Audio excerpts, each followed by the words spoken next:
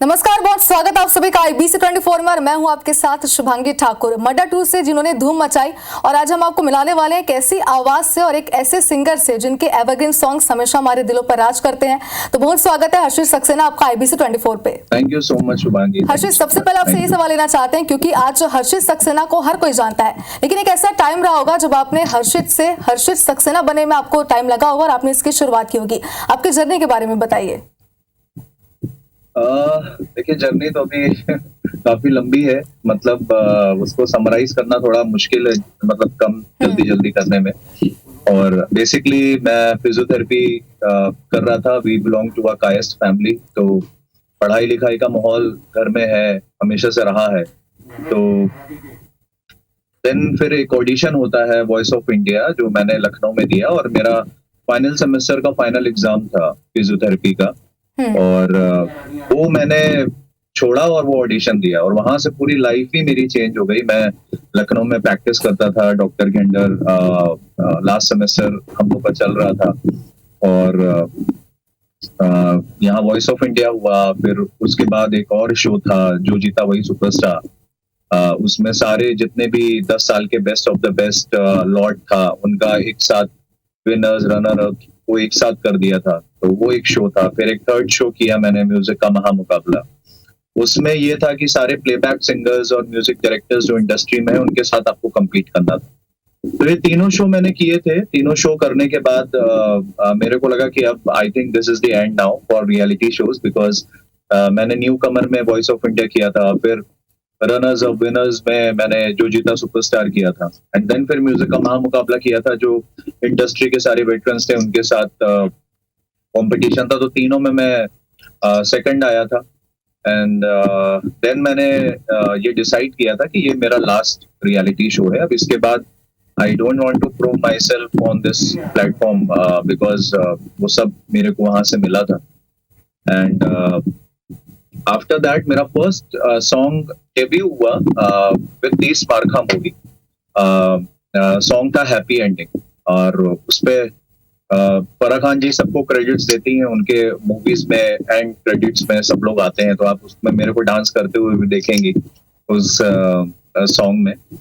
सो 30 मार्का से मेरा डेब्यू हुआ, बिकॉज जो मेरा सेकंड शो था, जो जीता वही सुपरस्टार, उसमें विशाल शेखर एंड फराह खान जज थे, तो उनको मेरी आवाज बहुत पसंद थी। तो उस मूवी से मैंने डेब्यू किया। एंड आफ्टर दैट फिर मैं म्यूजिक डायरेक्शन में आया। मेरे को लगा कि मैं म्यूजिक कर सकता हूँ अच्छा, तो देन फिर मैंने म्यूजिक डायरेक्टर के तौर पे भी फिर काम करना शुरू किया। तो बस यही सब है। मतलब दिस इज द, मैंने बहुत शॉर्ट में आपको बताया है जो जर्नी है। बिल्कुल हर्षित, तो जैसा कि आप बता रहे हैं आपकी जर्नी काफी इंटरेस्टिंग मुझे लग रही है, लेकिन आपसे ये भी जानना चाहते हैं क्या कोई ऐसा गाना है जो किसी दूसरे सिंगर को मिल गया हो जो आप गाना चाहते हो? किसी ऐसे सिंगर का नाम बताइए और कोई ऐसा गाना बताइए जो आपको हमेशा से अब तक लगता हो कि आपको वो गाना चाहिए था। देखिए, ऐसे तो जो सिंगर होता है उसको लगता है कि सारे गाने जो सुपर हिट है वो मेरे को मिलने चाहिए थे, बिकॉज जैसे क्रिकेटर है, वो चाहेगा कि वो कितना ज्यादा हर मैच खेले, वैसे ही सिंगर का भी ऐसा मतलब मन होता है। बट ऑब्वियसली बिकॉज बट हाँ, अगर आप ऐसा आप कहेंगे कि कोई एक सॉन्ग, तो मेरे को लगता है कि आई थिंक अरिजीत के बहुत सारे सॉन्ग्स हैं ऐसे जो मेरे को लगते हैं कि जो मेरे को गाने चाहिए। और बट उसने बहुत ही अच्छे सॉन्ग्स गाए हैं, और मेरा बहुत अच्छा फ्रेंड हमेशा से रहा है। और प्रीतम दा के, आज भी मेरे को याद है जब मैं प्रीतम दा के यहाँ जाता था स्टूडियो में, तो अरिजीत ही डब करता था सबको। प्रीतम दा के एक गाने 20-20, 30-30 लोग गाते थे। तो तब से बॉन्डिंग है। और ऑल रोमांटिक सॉन्ग्स जो मेरे को लगता है कि अरिजीत के बहुत सारे ऐसे सॉन्ग्स हैं। आज की डेट की अगर मैं बात करूं तो आई थिंक अरिजीत मेरे को बहुत पसंद। हर्षित, ये गाना सुनने के बाद तो मैं डेफिनेटली कहना चाहती हूँ कि इस पूरे एपिसोड में हम जितने सवालों के जवाब आपसे लेंगे उतने ज्यादा तो आपसे गाने गवाने वाले हैं, क्योंकि आपका पहला बॉलीवुड सॉन्ग फिल्म मर्डर 2 में इमरान हाशमी के लिए था। ऐसे में उनके लिए गाना गाने का एक्सपीरियंस आपको कैसा लगा, और जब उन्होंने पहली बार आपका गाना सुना तो उनका रिएक्शन क्या था? सफर के बारे में कोई एक्सपीरियंस आप शेयर करना चाहते हैं? तो मेरा debut as a music director था विद मर्डर 2, जो गाना मैंने गाया भी था और कंपोज भी किया था हाले दिल। और इस गाने के लिए मेरे को अवार्ड भी मिला था। और बिल्कुल आप सही बोल रहे हैं कि इमरान हाशमी को बादशाह के तौर पे ही, बिकॉज उस वो टाइम ऐसा था, आई थिंक मैं बात अगर करूं 2002-3 से लेके अगर मैं 2015, 16, 17 तक की अगर भी बात करूं, तो इमरान हाशमी के लिए ऐसा था, वो क्रेज ऐसा होता था कि उनके ऊपर अगर किसी भी सिंगर का गाना आ गया, उन्होंने लिपसिंग कर दी, तो वो मतलब अमर हो जाता था सिंगर। सो मेरा बहुत मन था। और जब ये गाना मैंने फर्स्ट टाइम, मेरे को नहीं पता था, ये गाना मैंने मुकेश जी को सुनाया था और मुकेश जी ने इस गाने को फाइनल किया। देन मोहित सूरी जो डायरेक्टर थे उन्होंने सुना, भट्ट साहब ने सुना, सबको गाना बहुत पसंद था। और ये हो गया कि ये गाना फाइनली जाने वाला है, बट ये कहाँ जाने वाला है, किसके ऊपर जाने वाला है, ये सब मेरे को कुछ भी नहीं पता था। सो मैंने सईद कादरी, जो मोस्टली इमरान हाशमी के सारे गाने जिन्होंने लिखे हुए हैं, राइट फ्रॉम तू ही हकीकत, दिल इबादत, जरा सी दिल में दे जगह तू, सो मैंने उनसे गाना लिखवाया। एंड देन हमारी मीटिंग थी कि लिरिक्स मेरे को ट्यून के साथ सुनाने थे। तो मैं जब गया तो मैं रिसेप्शन पे खड़ा था और उधर से इमरान हाशमी चलते हुए आ रहे थे। तो वो जो मोमेंट था वो आज भी मैं भूल नहीं सकता। और मर्डर 2 में तो आपको पता है उन्होंने लुक भी बहुत अलग रखा था, बड़े बड़े बाल और काफी वेट कम किया था। और सो मैं एकदम थोड़ी देर के लिए तो शॉक्ड हो गया था कि ये क्या हुआ। सो मेरे को नहीं, तब तक भी नहीं पता था, मेरे को लगा शायद मे बी वो मीटिंग के लिए आए हैं। सो उसके बाद मैं जब रूम में एंट्री किया, भट्ट साहब ने सबसे पहली चीज ये बोली इमरान हाशमी को कि देख इमरान, बच्चा कितना अच्छा गाना लेके आया है और कितनी मेहनत करनी पड़ती है तेरे लिए हम लोगों को। सो वहां मैंने फर्स्ट टाइम उनको गाना सुनाया था, ऐसे लाइव ही सुनाया था, और इतना उनको पसंद आया था, इतना पसंद आया था। और भट्ट साहब, मुकेश जी और इवन सईद भाई ये हमेशा से कहते थे कि क्योंकि मेरे को बहुत सारे उनके गाने बहुत पसंद थे, तो मैं हमेशा तारीफ करता था कि सर आपका ये गाना मेरे को बहुत पसंद है, आपका वो गाना बहुत। तो कहते थे बेटा तेरा ये जो गाना है ये इतिहास में अमर होगा, ये मैं तेरे को आज बोल रहा हूँ, और तेरे को इस सॉन्ग के लिए अवार्ड मिलेगा। तो मतलब उनकी सारी बात जैसे मतलब एकदम सब सच हो गया। तो एक सपने जैसा था मेरे लिए।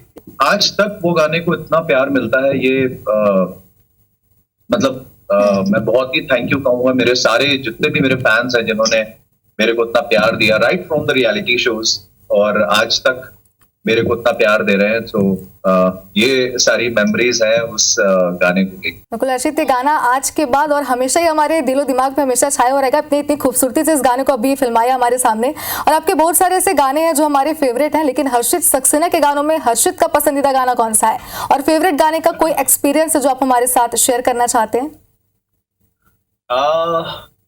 आपका हर गाना ही आपका फेवरेट होता है बिकॉज आपने उसको पैदा किया होता है। बट आई थिंक एक गाना बहुत मेरे को पसंद है और यूट्यूब पे बहुत व्यूज है। अगर हाले दिल के बाद मैं बोलूं तो माहे जान एक सॉन्ग है from hate story, that is one of my favourite songs, और नियरली 200 मिलियन के आसपास उस गाने के व्यूज हैं।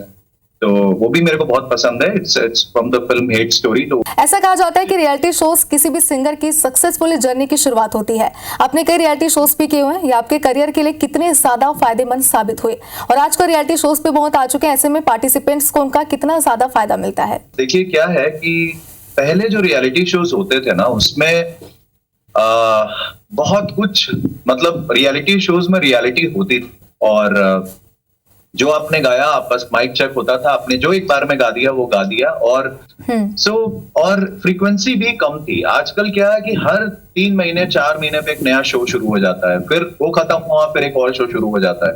तो ऐसे में प्रॉब्लम ये हो गया है कि मेमोरी इतनी कम शॉर्ट हो गई है कि लोग कितनों को याद रख पाएंगे मतलब। और मेरा शो जो चला था वॉइस ऑफ इंडिया, अगर मैं आपको बताऊं तो करीब 9-10 महीना वो शो चला था, बिकॉज इतना सुपर हिट शो था। आजकल शो का स्पैन छोटा हो गया है, शोज बहुत हो गए, पब्लिक भी कितना देखेगी। तो ये सारी चीजें हैं। और आपका जो दूसरा क्वेश्चन है कि रियलिटी शोज से कोई फर्क पड़ता है, बिल्कुल रियलिटी शोज से आपके शोज होते हैं, आप पॉपुलर होते हैं, लोग आपको जानते हैं, आप शोज करते हैं, आपकी अर्निंग स्टार्ट हो जाती है। बट एक चीज मैं बहुत सबको ये क्लियर करना चाहूंगा कि Bollywood industry and reality shows ये बिल्कुल अलग है। आप जब बॉलीवुड इंडस्ट्री में आते हो, you have to start from zero. मतलब आपका आवाज अलग सुनाई, जैसे आप हाले दिल सुनो तो वो किसी के भी जैसा साउंड नहीं करता है। हाले दिल की वो किशोर कुमार जैसा लग रहा है, या कुमार शानू जैसा लग रहा है, या सोनू जी जैसा लग रहा है। मतलब एकदम अलग टोन आनी और आपकी आवाज में एक इंडिविजुअलिटी होनी बहुत इंपॉर्टेंट है। तो वो और फिर आपकी मेहनत जो है, तो इंडस्ट्री में तो आपको बिल्कुल जीरो से शुरू करना पड़ता है। बट हाँ, आप शोज आपको मिलते हैं, आप पैसे कमाते हो, आप प्रॉपर्टी बनाते हो, आप फेस पॉपुलर होता है आपका। बिकॉज अभी जैसे मोस्टली सॉन्ग्स जो होते हैं बॉलीवुड के वो एक्टर्स पे होते हैं, तो लोग फेस वैल्यू जो आपकी ज्यादातर बनती है वो रियलिटी शो से बनती है। बिल्कुल हर्षित, जैसा कि आपने शुरुआत में ही कहा था कि आप एक फिजियोथेरेपिस्ट भी हैं, ये बात बहुत कम लोगों को पता है क्योंकि लोग आपको बतौर सिंगर ही ज्यादा जानते हैं। ऐसे में सिंगिंग का जुनून आपके में कैसे जागा और ऐसे में बिल्कुल अलग फील्ड में आना, ऐसे कैसे आपका बैकअप प्लान बना, कैसे आपने ये सब चूज किया और कैसे आपकी पूरी जर्नी रही सिंगिंग को लेकर? देखिए, मेरे फादर जो थे वो मेरे, जैसे मैंने पहले भी बताया, हम लोग कायस्थ फैमिली को बिलोंग करते हैं। BR श्रीवास्तव, सक्सेना, निगम, ये सब कायस्थ में आते हैं।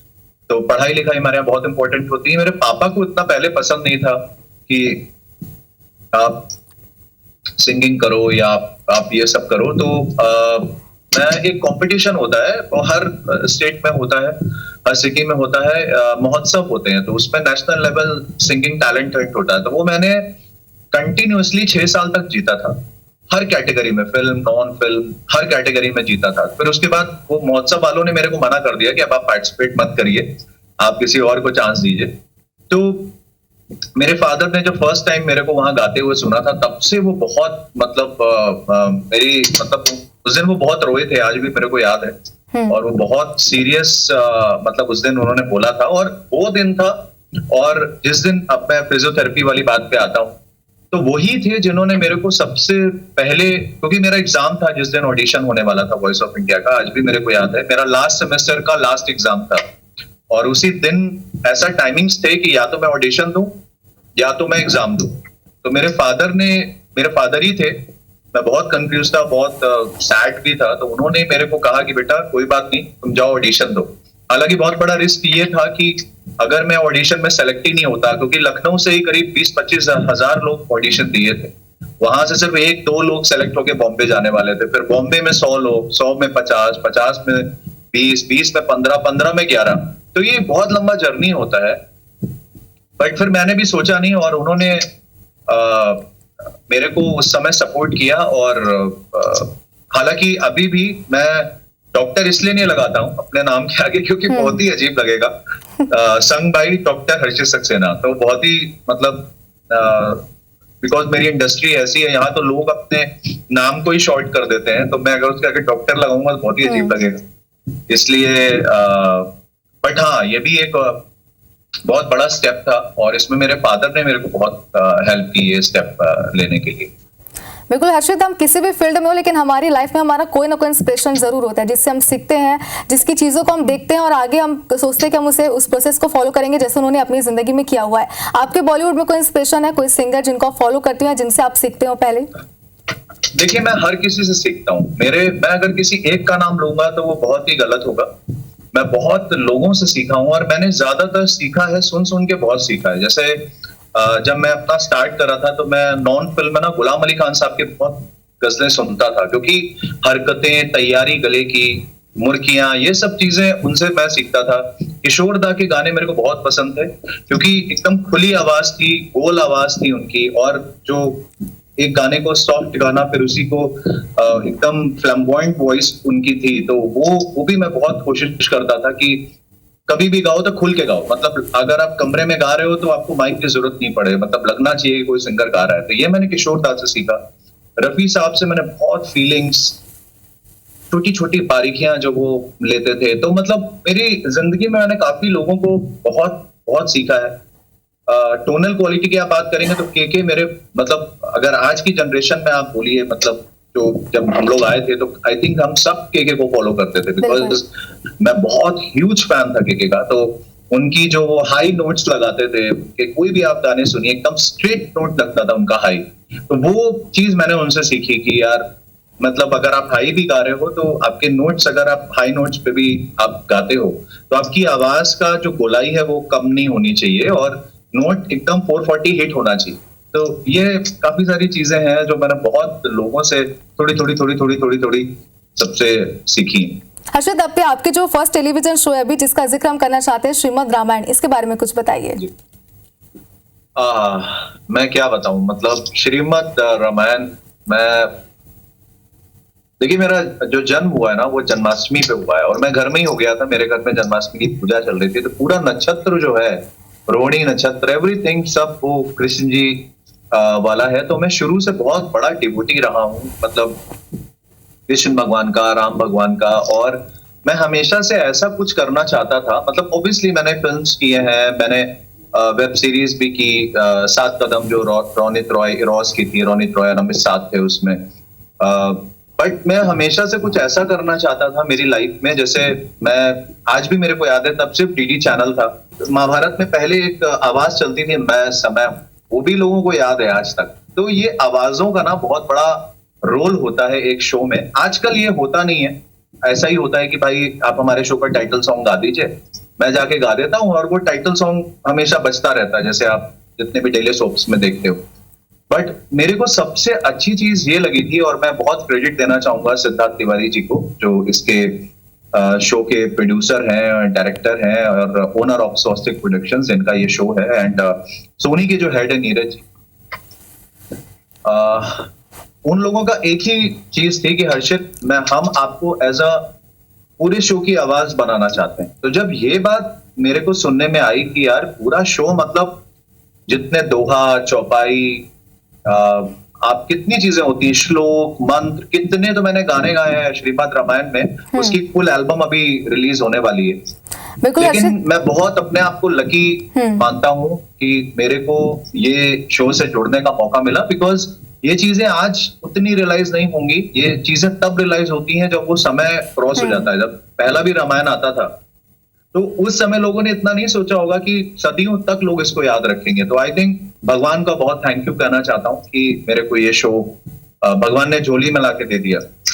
बिल्कुल हर्षित, हम आगे और भी आपसे ढेर सारी बातें करना चाहते हैं, आपसे बहुत सारे गाने सुनना चाहते हैं, लेकिन समय की हमारे पास थोड़ी कमी, इसलिए हमें आपसे अलविदा कहना पड़ेगा। लेकिन बहुत बहुत शुक्रिया, आपने हमारे साथ आप जुड़े और आपने अपनी जर्नी हमारे साथ शेयर की और बहुत अच्छे अच्छे गाने जो हमारे फोन पे सुनते हैं उसे आपने हमें लाइव सुनाया। बहुत बहुत शुक्रिया एक बार फिर से आपका हमारे साथ जुड़ने के लिए। Thank you so much, thank you so much, thank you. और चलिए इसी के साथ ही हमारे इस खास प्रोग्राम में फिलहाल इतना ही। बने रहे IBC 24 के साथ। नमस्कार।